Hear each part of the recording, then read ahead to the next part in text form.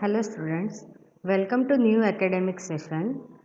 I am Swati Joshi and I will be teaching you Sanskrit subject. From this year, our government has decided to add Sanskrit subject from standard 6. So from this year, from standard 6 to 8, we are going to have Sanskrit subject. आप सभी के लिए बहुत ही नया विषय है, पर डरने की बिल्कुल भी ज़रूरत नहीं है। जैसे ही हम गुजराती, हिंदी आदि भाषाएं सीखते हैं, वैसे ही एक संस्कृत भाषा भी हमें सीखनी है। बहुत ही इजी लैंग्वेज है। अगर हम घबराए बिना उसका अच्छे से अभ्यास करें तो आसानी से हम उसे सीख सकते हैं, क्योंकि हमारी जो हिंदी भाषा है या हमारी जो गुजराती भाषा है उसके बहुत सारे शब्द संस्कृत से ही लिए गए हैं, जिसे तत्सम शब्द हम कहते हैं। तो आज हम इस वीडियो के बाद पाठ क्रमांक 1 से पहले जो वंदना दी है उसके बारे में जानकारी देंगे। वैसे तो हमारे पाठ वंदना के बाद शुरू होते हैं, पर वंदना सीखना, उसका अर्थ समझना भी बहुत ज़रूरी है। जैसे किसी भी शुभ कार्य करने से पहले हम अपने भगवान को याद करते हैं, वैसे ही संस्कृत सीखने से पहले भी हम देवी सरस्वती के कुछ श्लोक और अन्य कुछ श्लोक भी जानेंगे, जो हमारे रोज़िंदा ज़िंदगी में बहुत अहमियत रखते हैं। अगर हम रोज़ ये श्लोक पढ़ेंगे, गाएंगे, तो उससे हमारा भाषा का विकास भी होगा और साथ ही साथ हमें हमारी सरस्वती देवी या गणपति या ऐसे जो भी भगवान हैं उनके बारे में भी अधिक जानकारी प्राप्त होगी। तीनों क्लास में स्टैंडर्ड 6, स्टैंडर्ड 7 एंड स्टैंडर्ड 8 तीनों में पहले वंदना दी गई है। उसके नीचे उसके शब्दार्थ दिए हैं।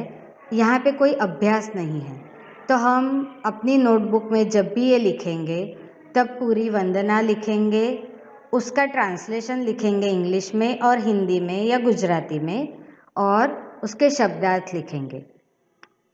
इसकी समझूती देता हुआ, इसकी जानकारी देता हुआ वीडियो मैं आपको आगे भेज रही हूँ। उसे ध्यान से पढ़िएगा, ध्यान से सुनिएगा और उसे बाद में आपको समझने के बाद आपकी नोटबुक में लिखिएगा।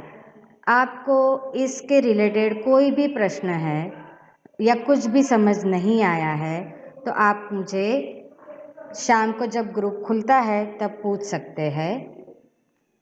एक और बात, जैसे हम हिंदी लिखते हैं वैसे ही हमें संस्कृत लिखना है।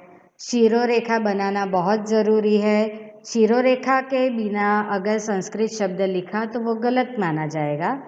तो आप जब भी संस्कृत लिखोगे, नोटबुक में 2 लाइन के ऊपर वाली लाइन को टच करके आपको संस्कृत लिखना है, जैसे हम अपना हिंदी लिखते हैं। तो हमारा ये ऑफिशियली एकेडमिक सेशन शुरू हुआ है। इससे पहले अप्रैल में भी हमने वंदना के कुछ वीडियो देखे थे, पर आज मैं वापस से आपको डिटेल वीडियो भेज रही हूँ और अब आपको नोटबुक में भी उसको लिखना है। तो जो भी नई नोटबुक आप बनाओगे उसमें पहले तो आप अपना नाम, रोल नंबर, विषय लिखोगे। उसके बाद इंडेक्स, अनुक्रमणिका बनानी है, जिसमें आप आज की तारीख लिखोगे और चैप्टर नंबर लिखोगे वंदना। उसके बाद नए पेज से आपको वंदना शुरू करनी है। सबसे पहले आप लिखोगे संस्कृत में दिए हुए श्लोक, उसके नीचे आपको लिखना है इंग्लिश में ट्रांसलेशन। आप इंग्लिश के साथ साथ समझने के लिए हिंदी या गुजराती का ट्रांसलेशन भी लिख सकते हैं और उसके बाद आपको लिखना है कठिन शब्द। इस चैप्टर से जुड़ी हुई कुछ प्रवृत्ति भी हम करेंगे, जिसमें आपको आपके टेक्स्ट बुक में दिए हुए श्लोक के अलावा के दूसरे 2 या 3 श्लोक ढूंढकर लिखने हैं, संस्कृत में लिखने हैं और उसका थोड़ा बहुत विवरण या अर्थ आपको इंग्लिश में या आपकी मनचाही भाषा में लिखना है। तो होप आप लोगों को समझ आया होगा और आप अच्छे से लिख पाओगे। डरने की बिल्कुल भी ज़रूरत नहीं है। ये महामारी के समय में नई भाषा आपके लिए सीखना और हमें ऑनलाइन सिखाना दोनों के लिए मुश्किल है, पर अगर हम दोनों अपनी ओर से थोड़ा थोड़ा प्रयत्न करेंगे तो हम ज़रूर सफल होंगे। Best of luck for your subject, best of luck for your entire academic year, do well.